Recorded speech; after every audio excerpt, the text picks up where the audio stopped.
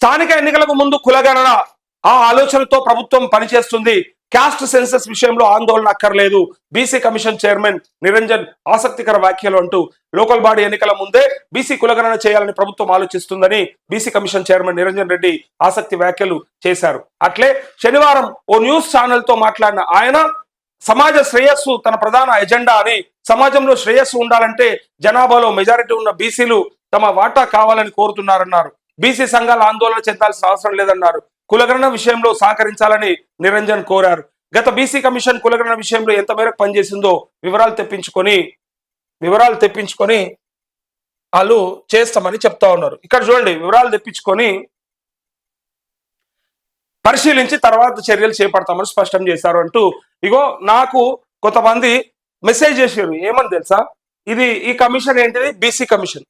BC commission కి chairman గా గతంలో ఎవరున్నారో తెలుసు, వకలాభరణం. ఇప్పుడు ఎవరున్నారో నిరంజన్ రెడ్డి. ఇప్పుడు ఈ రిజర్వేషన్ల పెంపు గురించి, వీటి గురించి బీసీకి సంబంధించిన కమిషన్ కే చైర్మన్ రెడ్డి ఉన్నాడు, నిరంజన్ రెడ్డి. ఇక దీనిపైన కొంత చర్చ మొదలైంది ఆల్రెడీ. నేను కూడా అనుకున్నా నిరంజన్ అనేట ఆయన బీసీ ఏమో అనుకున్నాం మనం. కాదు, నిరంజన్ రెడ్డి. మరి ఇట్లనే పెడతారా? గతంలో కూడా అగ్రవర్ణాలను పెట్టిరన్నట్టు అనిపిస్తా ఉంది. అంతకంటే ముందు కూడా అదే ఉందా? మరి ఇట్లా పెడితే మరి ఇది నిజంగా మేలు జరుగుతుందా, లేదంటే పారదర్శకంగా ఉండాలని ఇట్లా పెట్టినరా అనేది కొంత అనుమానం తావిస్తా ఉంది. కొంతమంది దాని గురించి మాట్లాడుతూ ఉన్నారు కూడా. బీసీ కమిషన్ ఏంది, ఆ కమిషన్ కి చైర్మన్ ని ఆయనను పెట్టడం ఏంది అని చెప్పి అంటున్నారు. సో మరి అది ఎంతవరకు మనకి సపోర్ట్ చేస్తారు?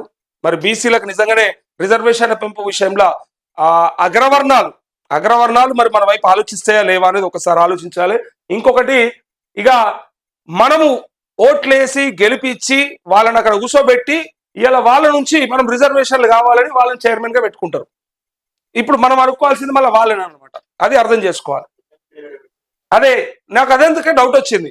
ఇక్కడ ఇయ్యాల మాత్రమే నిరంజన్ రెడ్డి అని వచ్చింది.